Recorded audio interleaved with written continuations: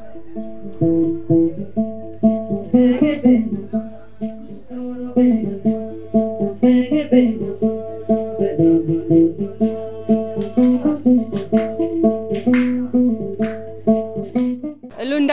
c'est un espace créé par l'association Sénégal Action Féministe pour permettre aux activistes féministes, aux experts, aux professionnels de se retrouver, de discuter, échanger, d'apprendre each other pour que, sur une thématique bien déterminée.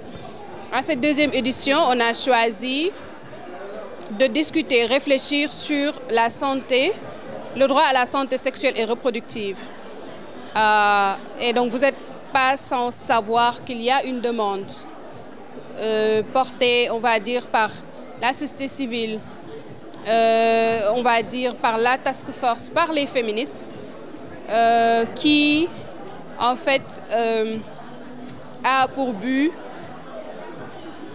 l'application de l'article 14 du protocole de Maputo. Je rappelle, un protocole ratifié sans réserve par le Sénégal. Donc ce ndaje aussi est un prétexte pour aussi parler de l'hygiène menstruelle.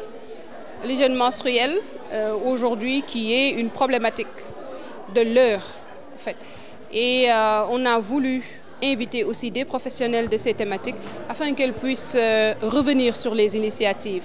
Je rappelle que l'activité s'appelle la Rencontre nationale des initiatives féministes et féminines.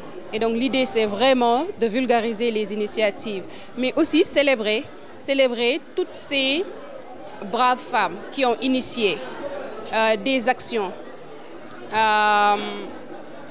afin qu'on puisse reconnaître et les remercier pour leur engagement, pour tout ce qu'elles font, pour que le droit des femmes puisse être appliqué comme il se doit au Sénégal. Concernant les dispositions discriminatoires qui sont au niveau du Code de la famille, je pense que ce sera une suite en fait, parce qu'il y a un travail déjà entamé par la société civile, par les féministes comme je l'ai dit tout à l'heure.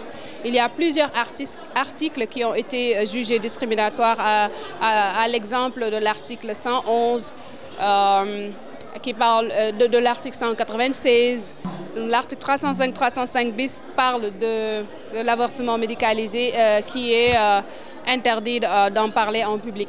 Mais il y a plusieurs dispositions qui sont jugées discriminatoires et qui sont aujourd'hui dénoncées par les féministes, on va dire, et qui amènent en fait ce sujet-là dans l'opinion publique, parce qu'en fait, nous pensons, mais sincèrement et fermement, que cette code mérite d'être révisée. Et nous savons qu'il y a un travail fait par une commission technique qui a proposé une révision de toutes ces lois-là que je viens de citer.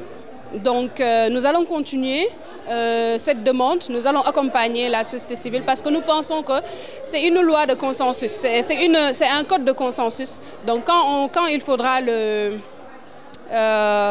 réviser, il faudra aussi un consensus. Et dans ce sens, on fera des activités de sensibilisation, des activités de terrain pour que tous les Sénégalais puissent savoir le contenu de ce code-là déjà et après ensuite qu'on puisse ensemble réfléchir sur comment effectivement réviser ce code de la famille.